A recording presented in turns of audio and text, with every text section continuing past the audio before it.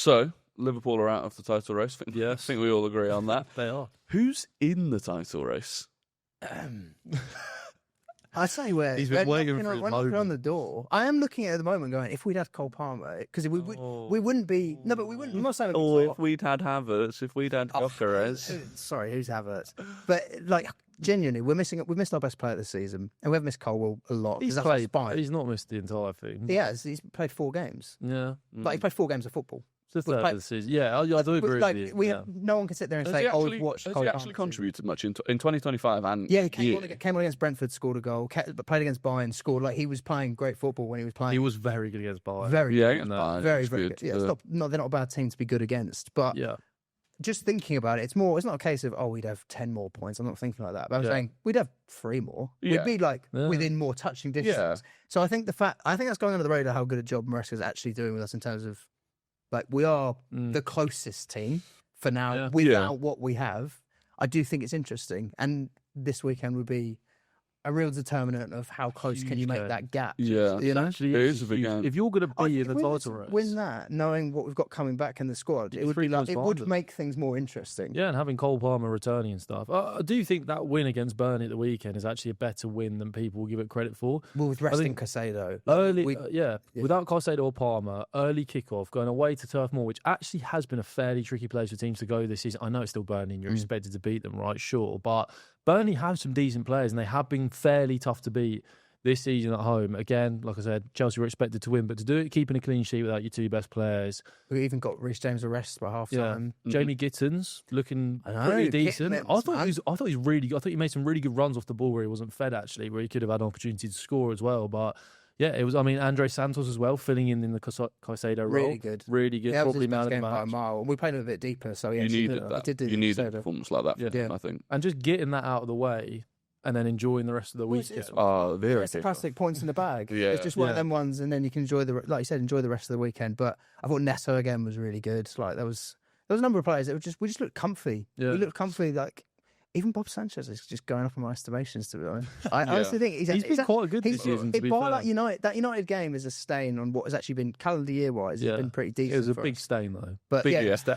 No, naturally. I just think what Maresca's done so far is kind of going under the radar. Do you actually see this team though being able to win the league? No. Do I see this team winning the league as it stands? Sustaining a challenge. Do you think you will now, from this point forward, be Arsenal's closest challengers essentially? It depends how much of a challenge that is. I could see us coming second. I could very much see that. I think City have shown some real flaws within themselves, like we have as well. I just think if you took out Haaland, which Palmer is our Haaland, like if you took that out, they'd be suffering even more. So I'm just really interested to see what happens next weekend, because if they were to win a game like that, then it's like, okay, maybe this is more serious than even I'm contemplating. It's a litmus test for where your team is, like mentally, etc. It's a Stamford Bridge, right? And it's like.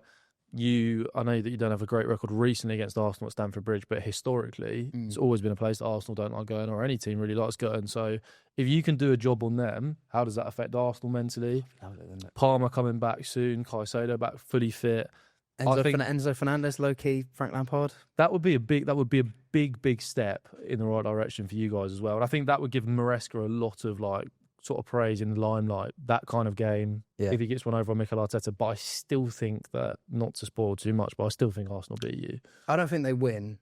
I think I could see a draw. No, because they didn't beat us the last 2 years when we've been worse. Yeah, but there's context. But they're not fly. They just drew to Sunderland. You're just rubbish. You are. I can't look at the Bayern game. Would tell me more than the Spurs game. We're a big game team, though. We've stepped up in. I know we lost at Anfield, which was looking back was actually like criminal that we lost the game. We won that game. You didn't beat PSG. We did. We're also a big game team. Okay, Maresca does tend to tweak something. I'll be interested to see what he actually does. You say you don't lose. I say Arsenal don't lose that game. Like I don't. It's fair. I wouldn't be surprised if it's a draw. Yeah, one all draw. I don't see a world in which Arsenal goes to. The last 2 years have been draws. Yeah, but I think for Arsenal now it is a case of, if we can go into that, because I do think you are contenders. Like you're second on merit. Without, like you said, Cole Palmer, Cole. I mean, Cole Palmer's out of the Arsenal game, isn't he? Because he stubbed his toe. Yeah, he's wild.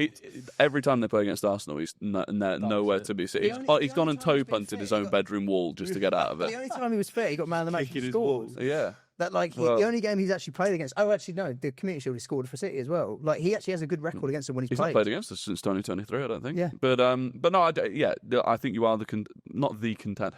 I think you are contenders. Yeah, I think there'll be a gap. I think I'm still not fully discounting City. We'll talk about them in a sec. But I think with you, this game for me actually, it's a bit. I almost think because you are second now, mentality-wise for Arsenal going there, it's made it a little bit bigger, and it's like, okay, win this. It's a bigger gap. Yeah, you make that a 9-point gap, and suddenly you're looking at it going, right, 7 points to City, 9 points to Chelsea. That's the two biggest contenders. And equally though, I think if we were to close said gap, I think for our players it would be a case of, oh no, maybe we could. Yeah, but you did that. I do think. Yeah, but you did that last year, and then we didn't win it. We didn't win. No, but you went into December last year level on points with Liverpool at the top of the table. Mm-hmm. No, we were a game behind, and also, Maresca sat there playing it down, and we were like, well, that's the thing. We were not. What would he do? So let's say if you beat us, would Maresca still do the? No, we're just fine. Top four. You could be 10 points clear with 3 games to go. It became a bit of a gimmick. Like the players were joining in. It was quite. I remember Madueke. Yeah, they were. You did like the little. It was like it wasn't. They didn't collapse because of that. They did get a lot of injuries and stuff like that. So like that period, we weren't ready to be title. No, and they weren't, and there wasn't a fan that thought we were. I think you are now. Title contenders or winners. Do you think like the mentality of the squad has changed to a point where because I think like that Burnley result is competitions. This team won't win a league as it stands. That's how I see it. I've seen.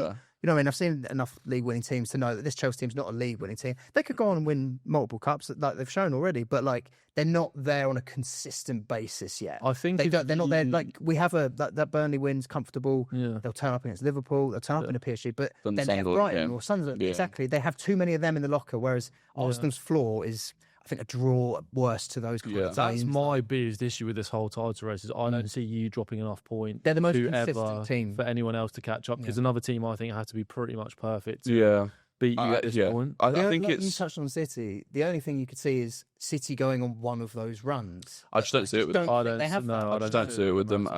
I think it's embarrassing if you don't win the league. I think that really. That's where we are. They can't lose it. I don't think. Yeah, I think it would be one of the biggest bottle jobs in history. Yeah, everyone says that. One of the biggest bottle jobs in history was the fact that Liverpool were 5 points clear about 2 months ago, and now look at them. But bring it back. No, I think with Man City, I do think I don't think they've got that run in them. I also think even when they had that run in them, obviously they took it to the final day with us in 23-24. The season before that, they overtook us, but they hammered us home and away because they were the better team. Yeah. We go to the Etihad later in the season. I'd back us to it. If we're 7 points clear of them, we'll draw that game. We'll draw that 0-0. And some people might say, "Oh, you drawing at the Etihad? That's a terrible result." But they'll be clapping on FTV. But the other advantage I think we'll have if we beat you, we're 9 ahead of you, 7 ahead of them. Oh, if you were to win, it starts getting to the point where when you've got that lead, teams like the average team coming up against you, they're not. They write it off. There's not like that extra. Oh, we'll fight to stop them. It's like they've already won the league. They've won the league. They're the best team in the league. We've got more difficult games coming up. Yeah. Or more important games coming up against mid-table teams that we can win. I think literally exactly like Liverpool last season, where teams just bent over towards the end. I hope that we can get to that point. I hope we can get to that point. I do think that point is coming. I don't, but as in I don't see us losing that game, but I do see there being quite a gap by the end of the season. If you're enjoying this video, the full episode is out now on all podcast platforms. Link is in the description. Yeah, for sure. And I agree with what you say about City. I think to City a couple of years ago, it's like I just had so much faith in a De Bruyne turning up every week, a Mahrez turning up every week. I mean, even Rodri being there every Rodri being there every week, turning up. Now you got Haaland. You got their starting 11 now is like Cherky, Foden, an aging Bernardo Silva, who I still think has a big performance in him, of course, but I look at that and I think, even Jeremy Doku to an extent, I'm such a fan of Jeremy Doku, but I look at those players and I think you will probably just be cold one week and hot another week. How many of that City side you're kind of alluding to, those City sides, how many of them get in? Yeah. And it's like, exactly. Well, all of it. I think Doku's a prime example. Gundogan when he was good. He's getting and Gundogan went through that period of just clutch moment after clutch moment. Yeah. Whereas a Doku, I'm really exciting. Genuinely, not as a neutral, but as I don't like City, but he is very exciting to watch. But he's not inevitable. Phil Foden's not in it. I mean, Phil Foden had a tap in at the weekend in the first half. I mean, there were so many missed chances in that first half, but he has that tap in where De Bruyne scores that. I've watched De Bruyne. He just has games score that again and again. He just drifts too much in games. I feel still Phil Foden, and it is a common theme with players like him who. Like, I mean, De Bruyne had everything, like the running power, like the athleticism to get himself into games.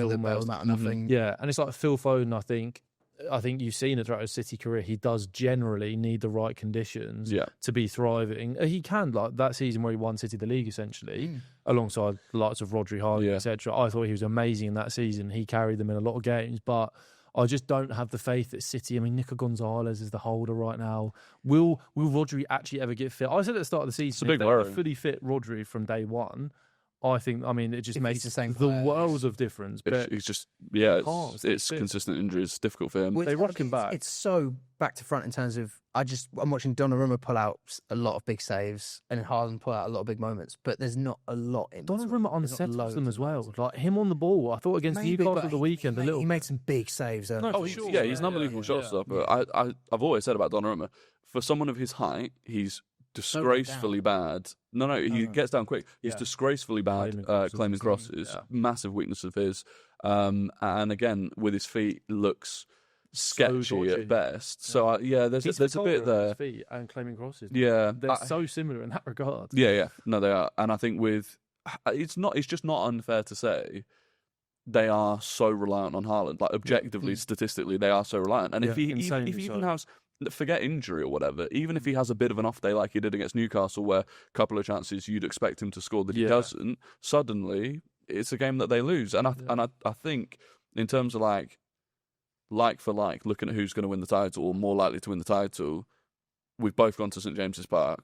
Yeah. We've both gone 1-0 down. Mm-hmm. Arsenal fought back and won the game. Yeah. City fought back but then lost the game. And I do think there were two differences between those two games I think we should touch on. That. I mean, Haaland would like to think he should have had a penalty to take.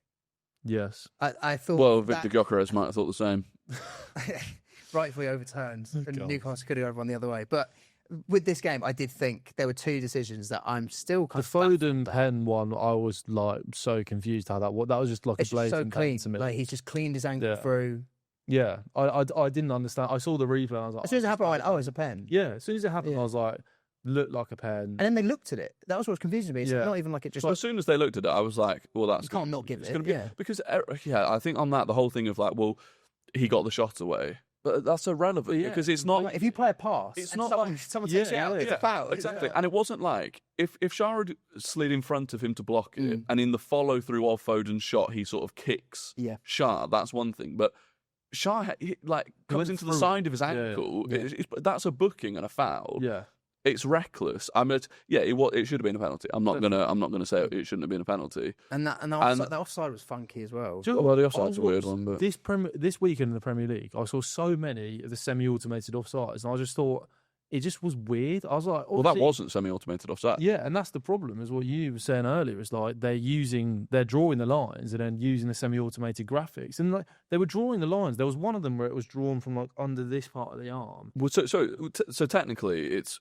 The line is drawn to the furthest part forward that you can score with, and you can score from, theoretically, that part of your arm, except we have seen goals that have been... The Nottingham Forest goal disallowed where it hit him in that part of the body. So that's where it gets confusing. And then, you're talking about semi-automated offside, but it wasn't semi-automated because they drew the lines, but then they used the semi-automated graphic where Ruben Diaz is jumping in the graphic, but when they drew the line, he wasn't jumping. So it's like, well, that can't have possibly been from the same frame. And one of the big differences is in the Premier League, we don't have sensors in the ball. So in UEFA competitions, in the World Cup, they have sensors in the ball. We don't have that. And it's just, I think, for everyone watching, I just think it's so confusing. And as a City fan, you are rightfully going to sit there and go, you look at the feet and where the feet are, it just naturally looks offside the first time you see it. I was convinced. Well, offside's something that's subjective. It's you are or you aren't. His toe. We should have clarity of all of that. For me, looking at it, I was like, sometimes I think with those angles, it can be a bit distorting when a player's leaning. Well, we can't tell where they're leaning. Right? And obviously, like, your frame goes beyond where your feet are naturally. Yeah. So it would be slightly close. I don't know. From that still frame, I was like, there's no way he's not. But then his toe was like that far away from the 6-yard line. And I was like... But I also do think, benefit of the doubt. Do we want to rule out goals for... No, I agree. Millimeters. I do agree, and that is my mentality generally. But my problem is that you brought in VAR, and if you're going to do that, and you're going to change the product like that, you can't get them wrong. So that's why, and like I said, that coupled with the penalty, I thought City were harshly done. I didn't think they were fantastic by any means. They did miss chances, but they shouldn't have walked away with a loss from that game. I didn't walk away from Newcastle. The second half, I thought they were awful. And I thought, taking Doku off was the one. Pep went so bald. Yeah, very bold. You know, no pun intended, but taking off Doku was like one of the most mental decisions I've seen in a Premier League game this season. He was the guy still trying to make stuff happen because he thread Foden through for that chance. Haaland, maybe there's protection there in terms of can he do full 90s back to back to back? Like he's not actually in his City career consistently played that much. Savino's had his nowhere near the level. I was a man who wanted to spend £70 million on Savino in the summer, and I still think there's a very good footballer in there. Not 70 million, but there. Well, he's not called Sam. Also, playing on the left as a touchline winger, it just killed him. Like he was so bad when he came on. It was like the least threatening player. It was one of the least threatening cameos I've seen from a substitute all season. It was just like, but I couldn't understand that thinking from Pep. And that does kind of show you as well. If Savino is their first choice kind of backup winger, someone who doesn't start, the squad depth isn't what it used to be. It was Sane, Sterling and Mahrez. Yeah. And then even you had like players like Gabriel Jesus who could fill it like, when they wanted to, and that was fine as well. And Bernardo Silva could fill out on the wings, and he still can. Like I said, but I mean, Bernardo Silva is one of the most, I just don't like watching him at all. Just all he does is cut back and pass backwards, and he's amazing at keeping possession, but I'm just not a fan of him at all. But I think, I mean, the referee things, I've been told relentlessly when decisions have gone against us that, well, you've got, you should have won the game anyway. You should be better than. No, you can't be relying on referees. And the way City fans have, by the way, the way some City fans have reacted to those two decisions, which the penalty one I think is a penalty, it's 50-50. The offside is the offside's not clear cut. That is maybe not the offside. Is it? Sorry, the penalty is like you can't. You're not going to get many worse. Sure, because it's just like so I think there's one decision that you can properly complain about, but like. How many of those have Arsenal had? And we've been told you've got to win the game. It's all the time. Arsenal fans are told you can't complain. But the way that City fans have acted like this is the biggest atrocity that the football has ever seen when it comes to a referee. I'm like, you're not used to getting decisions go against you. But that's how you're acting like that's this. How you guys we get a decision like that once a week, and we just have to We've watched Downman jump up in the air and get a pen when no one touched it. Like, come on. I'm not having. We didn't complain about reactions to referee decisions from an Arsenal fan. Let's criticise the 15-year-old. That was straight. You've gone in for a 15-year-old. That's your first instinct. Yeah, well, he needs to stop diving. He needs to learn at a young age. Exactly. But I mean, I've seen you analyse to insane levels of details. Right, a little flick on the head, and it's like. Anytime anything happens in an Arsenal game, rightly or wrong, I mean, we've seen it this season with the whole Gyökeres thing. After Nick Pope clearly won the ball, and then people were still complaining about. We're not going to open up the can overturned. But do you know what happened? What Arsenal had to do, rightly or wrongly. We'll disagree on that. Doesn't matter.